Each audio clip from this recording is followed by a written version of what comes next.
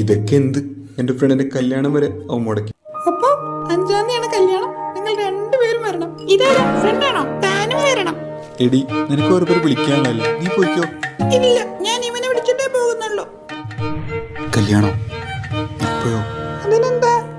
കല്യാണം എന്ന് പറഞ്ഞ കുട്ടി ഒരു ബാധ്യതയാണ്. തനിക്കിപ്പോൾ ഉള്ള ഫ്രീഡം അത് കളയുന്ന പോലെയാണ് ഈ കല്യാണം.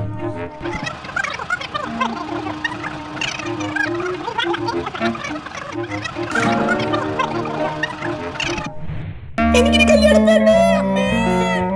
പട്ടി, നിന്നെ പോലെ കല്യാണം മുടക്കിയില്ലടാ, നീ നശിച്ചു പോകൂടാ, കാലമാടാ. രാത്രി ഉറങ്ങാതിരിക്കുക. അപ്പുറത്തെ വീട്ടിലെ ചവാലപ്പൂച്ചനെ ഓയിലെക്സിലിട്ട് വിൽക്കുക. വലത്തേക്ക് സിഗ്നൽ ഇട്ട് ഇടത്തേക്ക് വീഴുക. ഓൺലൈനിൽ വെറുതെ സാധനങ്ങൾ ബുക്ക് ചെയ്ത് ആളുകളെ ബുദ്ധിമുട്ടിക്കുക. രാത്രി പല്ലിനെ പിടിച്ച് ബെഡിലിടുക. എൻ്റെ പുതിയ ഷർട്ട് ഇടാൻ കൊടുക്കാത്തതിന് അത് കത്തിച്ച് കളയുക.